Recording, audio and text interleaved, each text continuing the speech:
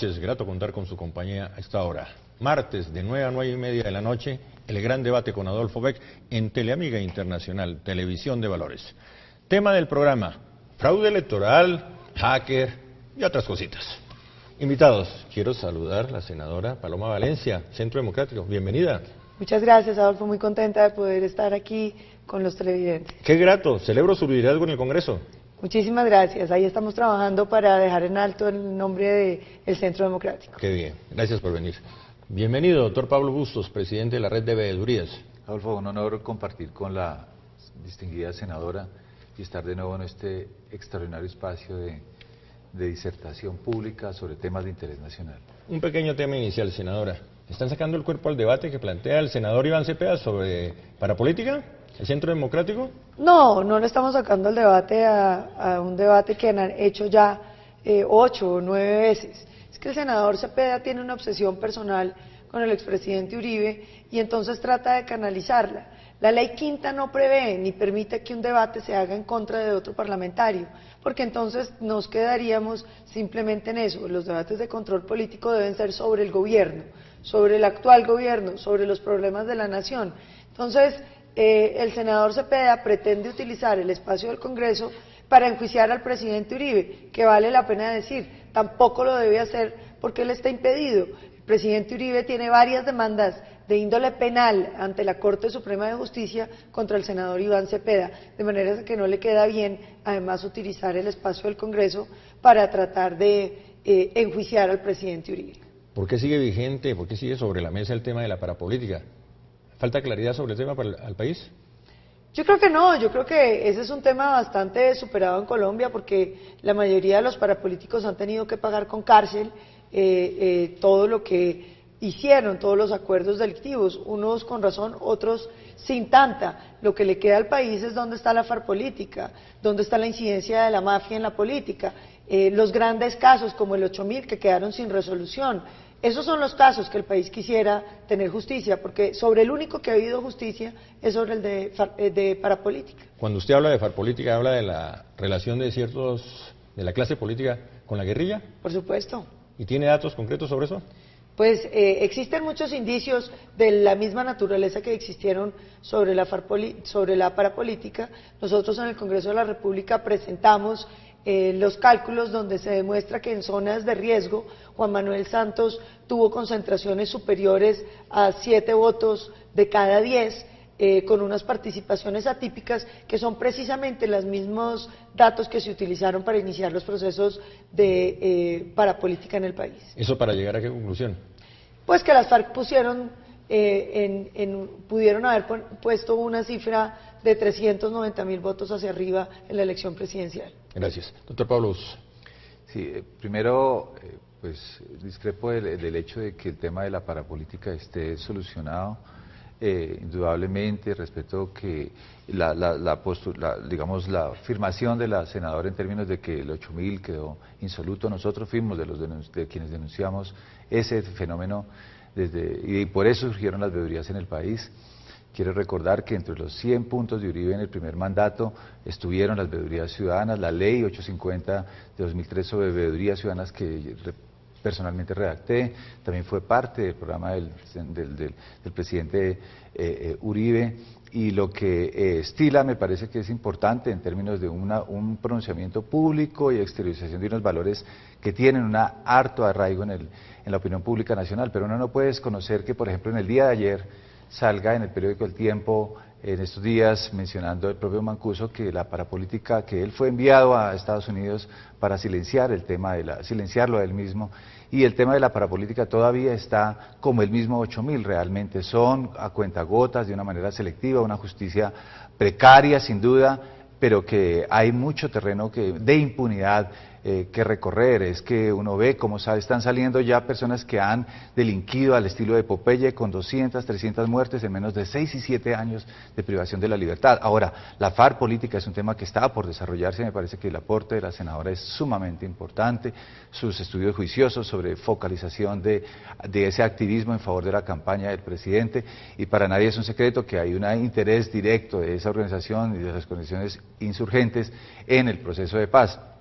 Pero no quiere decir que el tema de la FARC política o de las bandas emergentes, de la BACRIM política, no haya incidido en campañas también alternas o distintas al proyecto de paz que agenciaba un sector de la sociedad frente a los pasados comicios tanto presidenciales como parlamentarios. Concrete, ¿cómo incidió la parapolítica? La parapolítica, sí.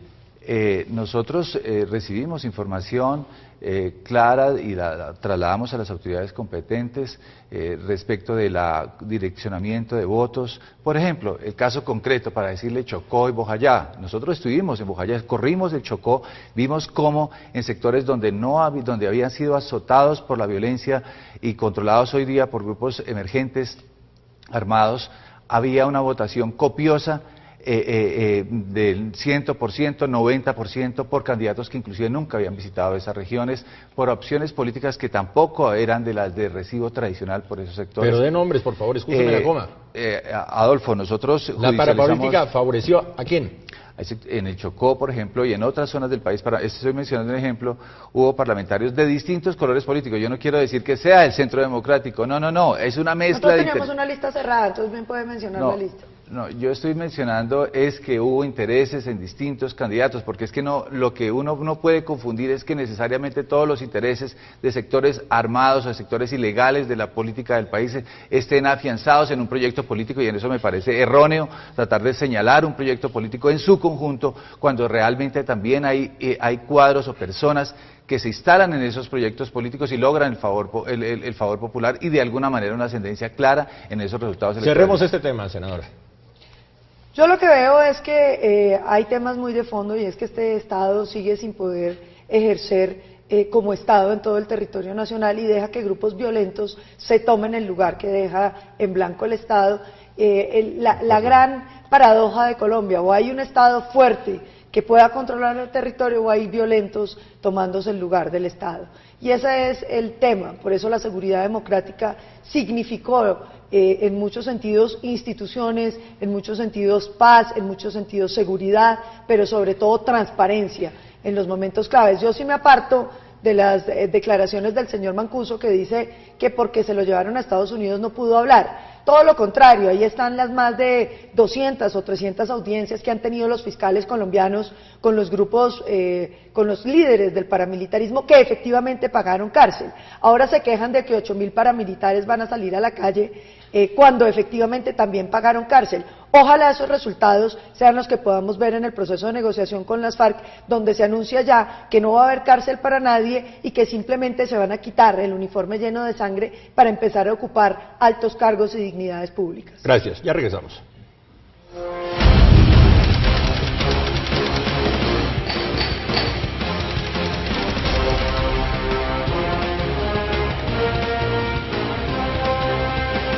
Continuamos. Fraude electoral. Las denuncias de la senadora Paloma Valencia. Nosotros lo que estuvimos presentando en el Congreso de la República eran las grandes amenazas que hoy tiene la democracia colombiana. Por una parte, y ya lo hemos hablado, el tema de la incidencia de los grupos armados en las elecciones, que no solamente se ve en la presión sobre los votantes, sino las amenazas sistemáticas a los líderes de los partidos para que puedan o no puedan hacer proselitismo. En el caso del Centro Democrático fueron muchos los líderes amenazados, muchísimos los líderes asesinados, muchísimos los líderes a los que se les prohibió y tuvieron que desplazarse, la publicidad que nos destruyeron, que nos quemaron.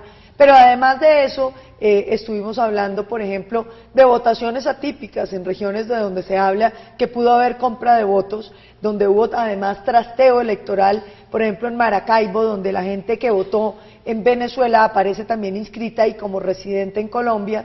Hechos también notorios de que las autoridades electorales no respetan los derechos de los partidos, sino que respetan solamente los intereses de los partidos a los que ellos representan. El caso se vio en el logo del Centro Democrático, mientras todo el mundo ha podido usar el nombre y la foto en las elecciones del 2006, en las elecciones del 2010, en las propias elecciones del 2014, con la corporación para circunscripción de afrodescendientes, que le pusieron Nelson Mandela, nombre y apellido propio, y la foto del señor Nelson Mandela en el tarjetón. El presidente Uribe no pudo usar ni la palabra Uribe, ni uribismo, ni siquiera una silueta del presidente Uribe. De manera que estas son temas de las amenazas que hoy ponen en entredicho nuestra democracia, que debilitan el sistema y que llaman a la idea de presentar una gran reforma electoral en el país. ¿Con esa denuncia usted pretende quitarle legitimidad al triunfo de Juan Manuel Santos?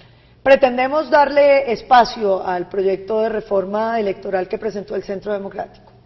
Pero lo anterior...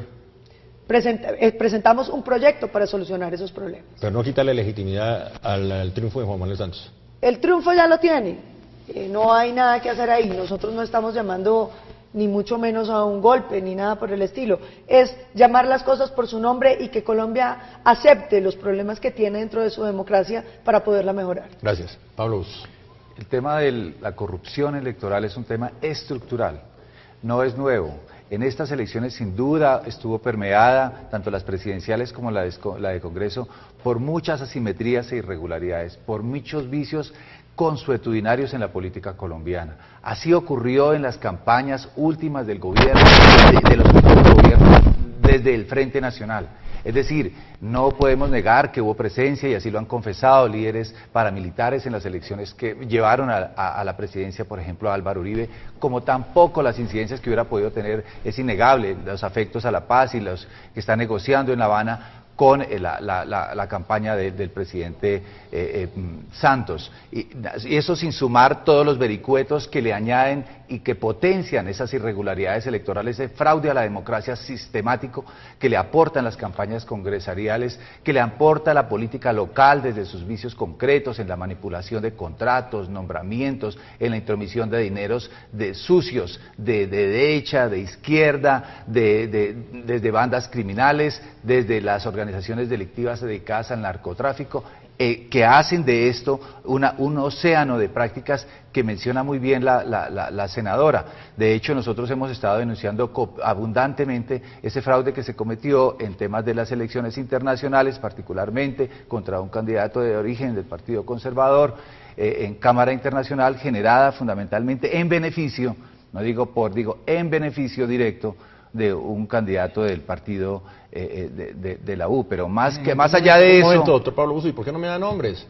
Es el caso del señor, de la disputa que se dio en Cámara Internacional entre Jaime Buenahora y el señor Zoilo del Partido Conservador, donde claramente pudimos ver cómo se habían votado con cédulas de colombianas, personas nacionales venezolanas, donde se había entregado, según testimonios, cédulas por parte de cónsules de colombianos, donde había un trasteo de cerca de más de 2.000, 3.000 personas con Sisbén registrado en Colombia, donde logramos inclusive anular cerca de 500 mesas a nivel internacional. 500 mesas, ¿se imagina usted eso, Adolfo? En fin, y para no mencionar todas las figuras de trapisonda que se dio a nivel de la organización electoral misma, Adolfo, a nivel del proceso registral mismo, de su conteo, en fin.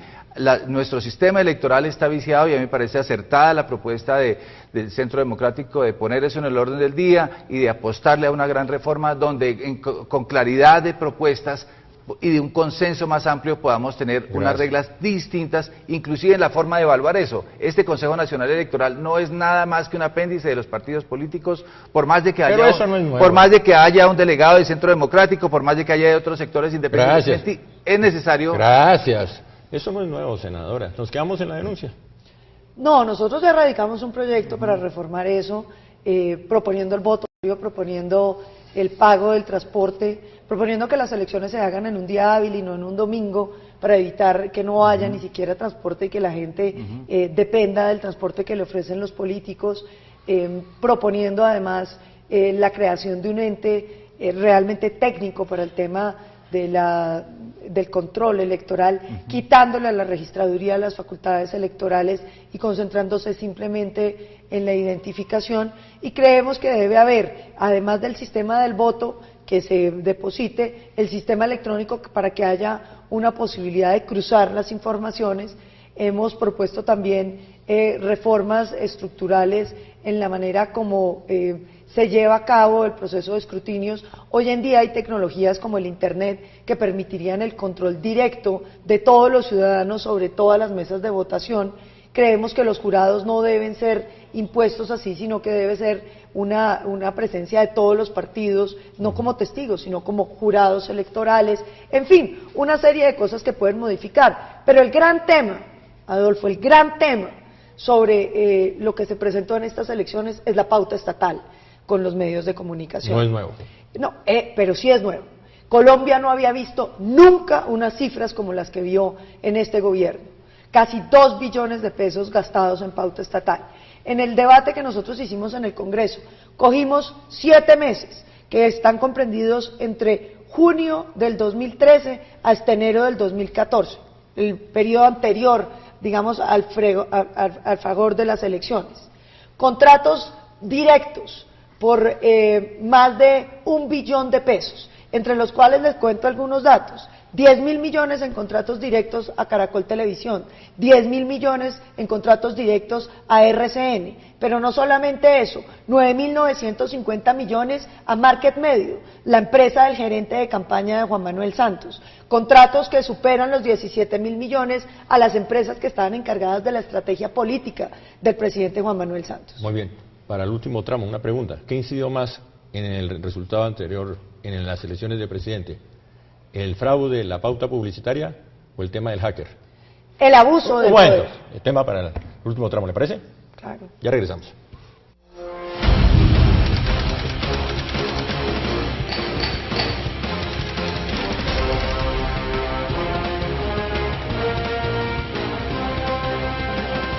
Continuamos.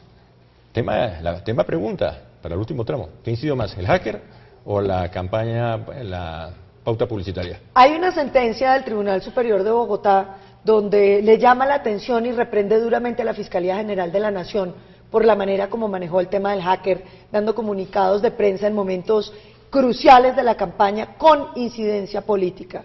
Esas entrevistas donde llamó al Centro Democrático nazi y neonazi, el fiscal general de la Nación, muestran que la Fiscalía tomó un partido político que no le corresponde a una institución que debe ser garante de la investigación en el país. La pregunta para usted, doctor Pablo Bustos. Me parece buena la introducción que hace la senadora en términos de que la Fiscalía ha sido poco garantista de la transparencia tanto del proceso electoral como de otros sospechosos casos. Miremos el de Colmenares, el de Sigifredo, mire lo de Salukov y el cartel de la contratación. Estamos allí instalando, digamos, una lupa en términos de mirar hasta dónde brinda garantías al país en cuanto a la verdad y justicia respecto de esas imputaciones cuya realidad está todavía en entredicho, y es un ejercicio serio que me parece al cual debe atender otras instancias a manera de monitoreo, y por eso es que nosotros hemos solicitado que en medio de la refriega y digamos tire y afloje entre la Corte y el presidente Uribe, sea una instancia judicial de todas maneras plural y una alta magistratura la que revise hasta la veracidad y escrute, digamos, esas imputaciones que se han hecho. Pero usted denunció al Centro Democrático por el tema del hacker. Me parece importante reseñar que lo que nosotros hicimos fue solicitarle a la autoridad competente que investigara la totalidad de los hechos. Mal haría uno sin conocer las evidencias concretas que pueda tener o no la Fiscalía, con todas las sospechas que hay sobre ese ente investigador. A mí me llama la atención que hace 2 días decida el propio fiscal cambiar de una fiscal y poner 5 fiscales y 30 auxiliares. Me parece que es más bien el rumor de que va a haber un control judicial muy serio sobre eso mismo y que de pronto no le aguanta digamos, el arsenal probatorio que tenga para sostener su investigación. En cualquier caso, lo que se trata fundamentalmente es de saber si existieron esos hechos o no, cuáles sean los responsables, si lo es de un lado los hackers y para algunos su mendaz afirmación, o para otros la imputación concreta que hace contra ciertos dignatarios de la política nacional. ¿Cuál es su lectura? Para nosotros, lo que resulta de esto importante, Adolfo, es que haya una investigación seria y juiciosa en que haya garantías para todos. Me dejó sin respuesta. Hay elementos que permiten indiciar la necesidad de una investigación, pero mal haría yo hacer afirmaciones concretas y responsables frente a protagonistas de la vida nacional respecto de imputaciones cuya seriedad todavía, creo, está por verse. ¿Es una cortina de humo? Es un gran pajudo, es un tipo que yo creo que ni siquiera hacker es. Un tipo que considera que las redes sociales desestabilizan un gobierno y acaban con el proceso de paz, y que para criticarlo uno necesita información de inteligencia. Adolfo, para criticar el proceso de paz no es sino leer los medios locales, donde usted se entera cómo las FARC queman vivo a los policías. Entonces, esas cosas son las que le impactan a los colombianos, no la gran información de inteligencia. Uno no necesita información de ningún tipo para criticar un proceso de paz que lo que tiene es evidentes destrozos. Mire las declaraciones de las FARC ayer, diciendo que ellos ni van a hablar de entrega de armas ni de nada de eso, porque habría que hablar de la desmilitarización de Colombia, de cómo es que el Estado va a dejar de tener fuerza pública. Entonces esos son los temas que a los colombianos les preocupan. Pero entonces, en un país donde hay picaderos en Buenaventura, donde han matado gente en Tumaco, donde la guerrilla tortura a los policías, donde hay violaciones de niños, reclutamientos, el gran delito es que de pronto un señor le chuzó el correo a las FARC. Yo creo que el fiscal debería empezar por mirar en orden de importancia los crímenes que hay en el país. Y entre otras cosas, me parece que aquí hay una cacería de brujas tratando de criminalizar la oposición política, que es un camino muy corto para que Colombia aprenda de las prácticas del chavismo. Pero hablar de chuzadas es hablar de un delito.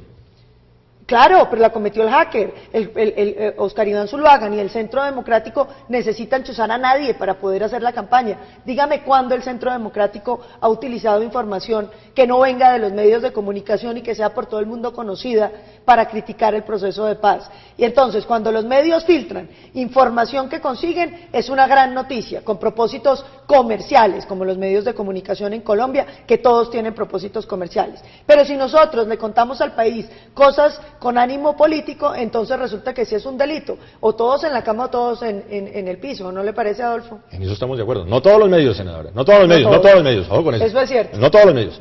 Concretando. Son dos cosas. A mí me parece válido el debate político, el debate social, el debate moral, pero eso no resuelve el debate legal. Eso no resuelve que una autoridad legítimamente establecida por el Pacto Social colombiano nos diga si esos hechos existieron o no. Si es cierto lo que dijo ya un español primero sobre ese tema, si ese video fue editado en el que aparece un candidato presidencial, si los documentos, si las declaraciones que hace el propio Sepúlveda son creíbles o no, si y cuáles son las otras evidencias que todavía no tiene, perdóneme, no tiene por qué mostrar ni ha mostrado la Fiscalía General de la Nación, y hay un momento procesal en materia penal para hacerlo. Grato verla. Nos quedamos. Muchísimas gracias. La última denuncia, se quedó el presidente Uribe sin apartamento. Se quedó sin apartamento porque me parece que este gobierno está siendo bastante ruin en la persecución contra la oposición política.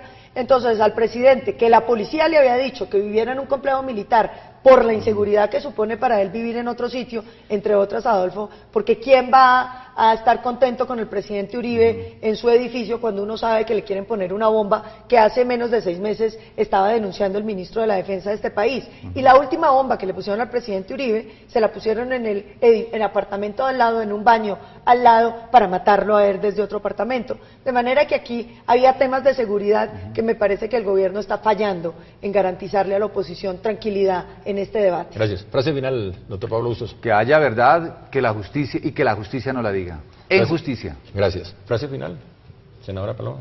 Que el Centro Democrático va a seguir trabajando porque todos sus electores se sientan orgullosos y bien representados. Qué grato verla. Celebro su liderazgo. Muchas gracias. Grato, doctor Pablo Bustos. Gracias por su invitación. Feliz noche. Y estamos en las redes sociales, en Twitter, @El Gran Debate, en Facebook, Adolfo Bey. Todos los archivos, tanto de radio como de televisión, en el canal YouTube Adolfo Bey. Gracias por su compañía.